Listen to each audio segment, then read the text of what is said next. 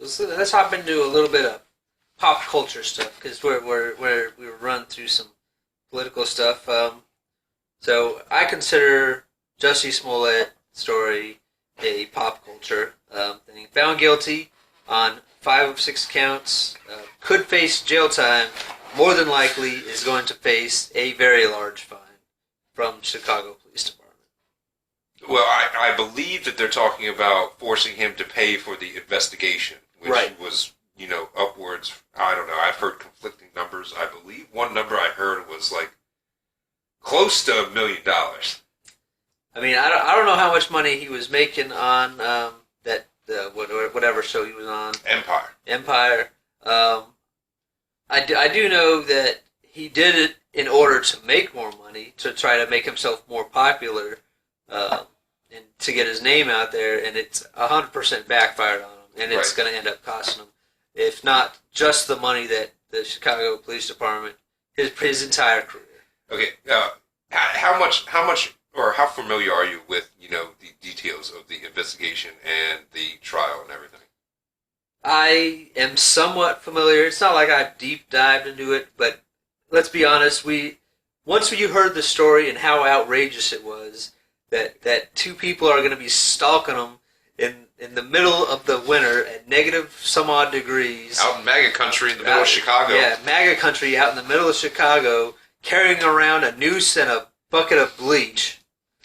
Okay, did you hear? Okay, first of all, it's important to point out that his 2 assailants from this video testified against him for the prosecution and everything, right? Right.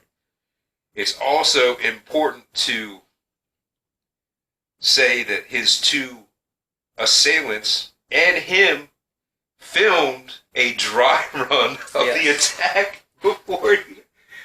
I mean, if you're gonna, falsely, follow a police report, don't have conflicting video evidence of your dry run at the attempt of doing it. Down to the bone, Jussie Smollett is a idiot. Dumb. Dumb. Dumb.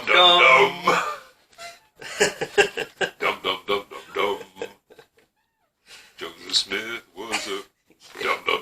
All right. Let's move on to our next story. I mean, we'll stay with something a little bit more serious.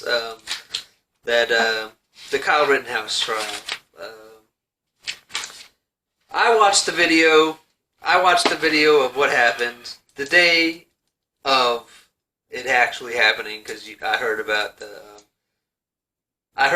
gunshots and stuff like that happening there in Wisconsin, and I turned on YouTube and I just looked it up, and there's actually like live coverage, and then videos thereof that were fresh, brand new, fresh, a couple minutes from an hour ago to a couple minutes ago. That's reporting on it, and it was nearly 100% certain from that moment that it was self-defense. The kid was being attacked, chased, attacked, ran at. I don't know if you have anything else to say on it. The one thing that I do want to say is, yes, he did kill 2 people. The third guy he shot, I believe, was like a convicted child rapist or something. One of the people. The first guy. The first guy was a convicted child rapist. Well, had just been released from a mental institution. Yeah, I believe I did hear that too. But I'll reiterate again. He did the world of service. Yes.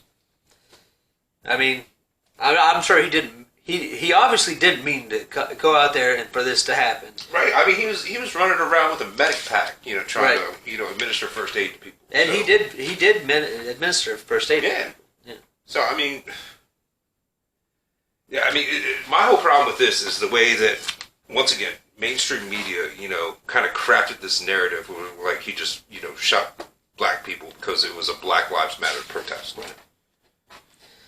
Which, after we found out, the facts of the case was not the case. Right. But, okay, that leads to the question, why did mainstream media keep pushing that narrative?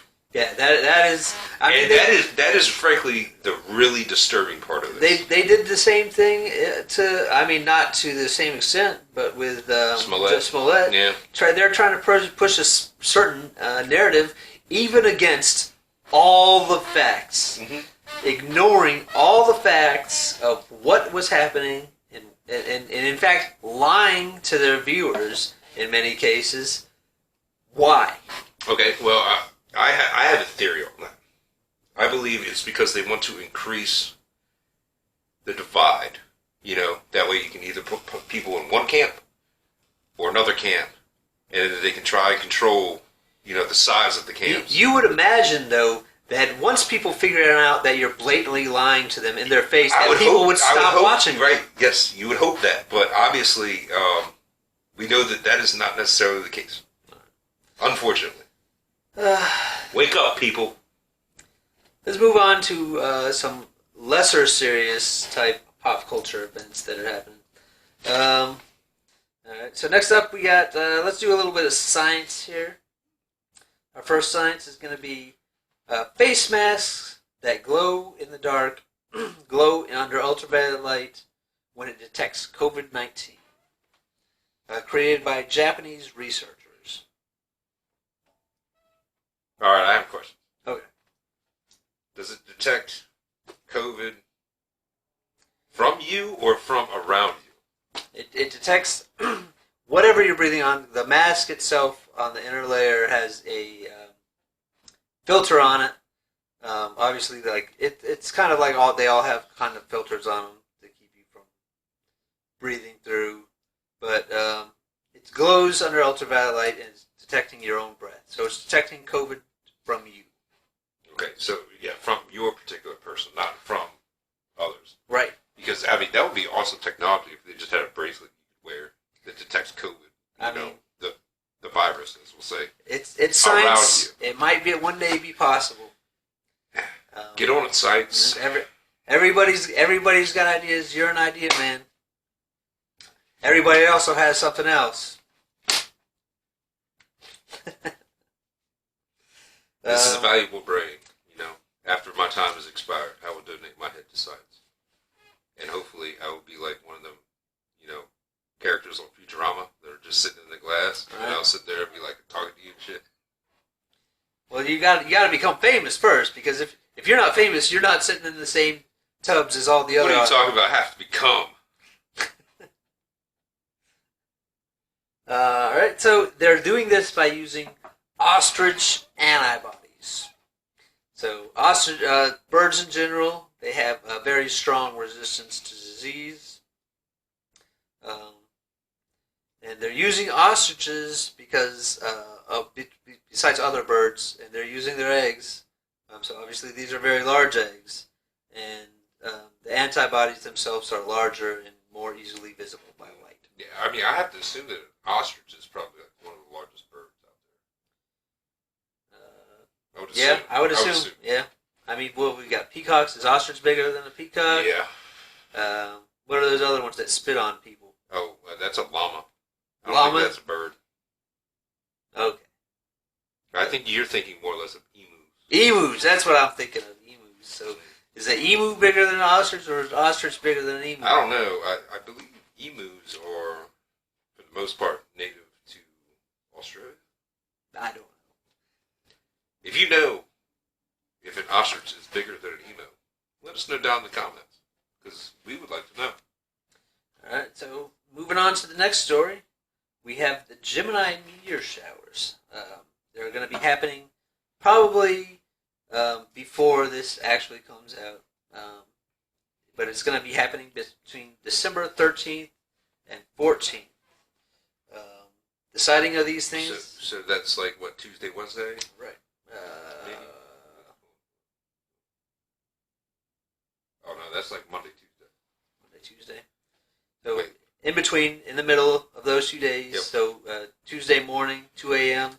is the best time to see it. They're saying that you're going to be able to see 150 meteors per hour. And you're going to be seeing them by looking into the southwesterly sky. Okay. and they are coming from a near-Earth object by the name of 3,200 Phaethon, which orbits the sun every 1.4 years. That's interesting. Did you hear about this, other near-Earth object which they predict has a high probability to strike the Earth in 77 years or something like that? I don't know anything about that, but there's probably somebody that should be doing a section on it. You know what I mean? Oh, kind of some sort of science, technology, engineering, and mathematics segment, huh? Could be something. Get to work! Could be something in one of those segments, yeah. So it's called the Geminid meteor. So basically the asteroid is the 3,200 Phaethon. Meteorites are coming off the tail end of it, coming into the Earth's atmosphere. And it's called the Geminid meteor shower because it's coming from the direction of the constellation Gemini towards the constellation Orion. Orion? I mean, I can call it Orion, right? Potato. Okay. What's wrong with the way I say Orion? Orion? Orion? Orion. You're the only person I've ever heard call it that.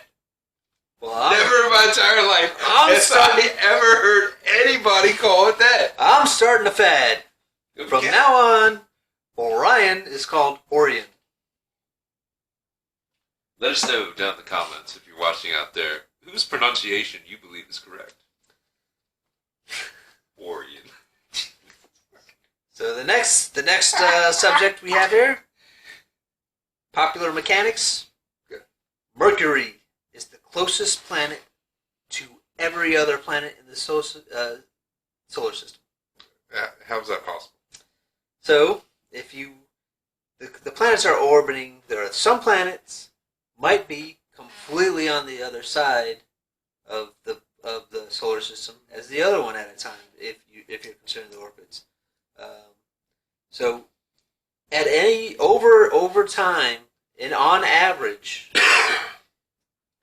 Mercury is going to be the closest planet to any other planet. Not at any single given time, but on an average of over time. All right.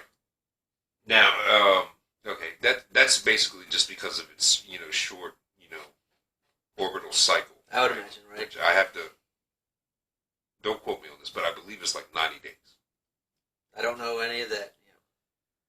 So I mean, realistically, I could see that. It doesn't necessarily take a smart person to come up with that, theory. Well, they ran the numbers. On average, It might take a smart person to do mathematics. Right.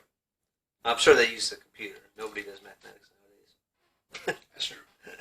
Very true. All right, so let's move on to the next segment here. Our next segment will be